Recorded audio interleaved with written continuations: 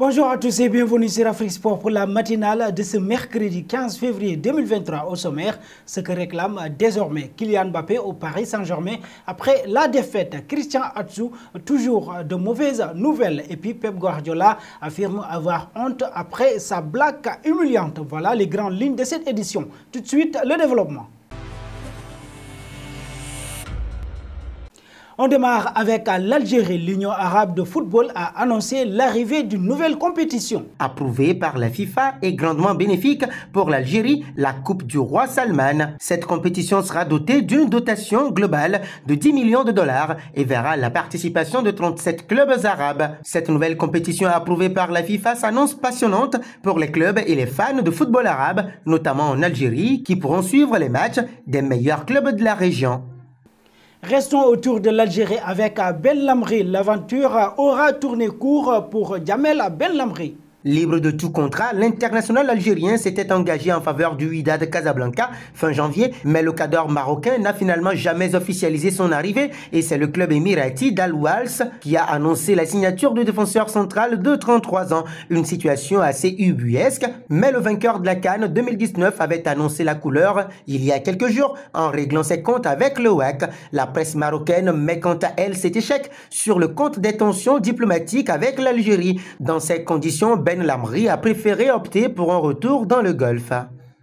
Un passage en Turquie, les proches du footballeur ghanéen Christian Atsu ont déclaré être toujours sans nouvelles. Après le séisme qui a frappé la Turquie et la Syrie, en dépit d'informations initialement rassurantes, alors que l'ambassade ghanéenne en Turquie et la Fédération ghanéenne de football avaient rassuré que l'attaquant avait été retrouvé vivant dans les décombres d'un immeuble effondré, l'entraîneur d'Atiaspor, Volkan Demirel, et l'agent d'image d'Atsu déclarent désormais s'inquiéter du sort de l'ancien joueur de Chelsea et de Newcastle. Les nouvelles que j'ai ne sont pas bonnes, il n'est pas encore retrouvé sous les décombres, a déclaré Demirel dans un message audio adressé à l'AFP. Le joueur de 31 ans avait rejoint en septembre le club turc d'Atiaspor, basé dans la province de Hatay Sud, près de l'épicentre du violent séisme qui a frappé la Turquie.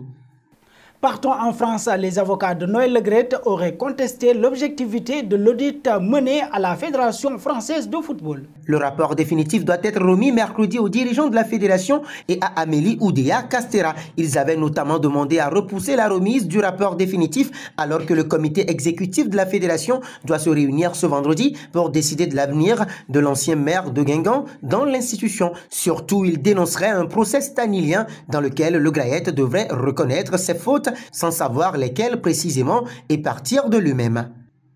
Un saut à Manchester City avec l'entraîneur espagnol Guardiola qui affirme avoir honte après sa blague humiliante. Je ne sais pas si nous sommes responsables de la glissade de Steven Gerrard, a confié Pep Guardiola il y a quelques jours en conférence de presse après les accusations de la Premier League concernant plus de 100 violations du règlement financier par Manchester City. Une blague pour défendre son navire, mais qui a été très mal perçue en Angleterre. Pep Guardiola est revenu sur ses propos pour s'excuser. Je m'excuse auprès de Steven Gerrard pour mes commentaires inutiles et stupides que j'ai dit la dernière fois à son sujet. Il sait à quel point je l'admire, lui et sa carrière, et ce qu'il a fait pour ce pays dans lequel je vis et je m'entraîne, a déclaré le coach de 52 ans en conférence de presse alors que Manchester City s'apprête à affronter Arsenal dans un match décisif pour la lutte du titre en Premier League.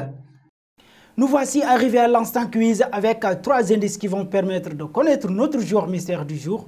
Premier indice, je suis un attaquant de 30 ans évoluant en Angleterre. Deuxième indice, j'ai déjà joué pour 3 clubs dont Leverkusen. Troisième indice, j'y ai débarqué en 2013 pour remplacer André Schürrle. Qui suis-je? Vos réponses seront attendues en commentaire. Et nos félicitations à tous ceux qui ont répondu Abdoulaye Doucouré lors de la dernière matinale. C'était le joueur à trouver puisqu'il est un milieu de terrain de 30 ans évoluant en Angleterre qui a déjà joué pour le Stade Rennais. Son cousin est champion du monde du 110 mètres haies.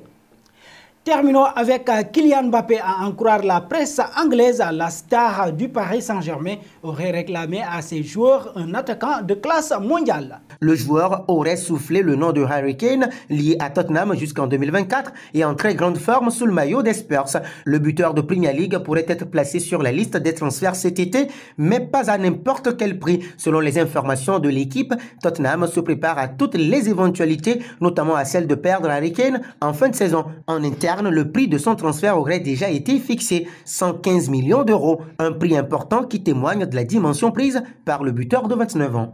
Et nous arrivons au terme de cette matinale que nous bouclons avec la question du jour.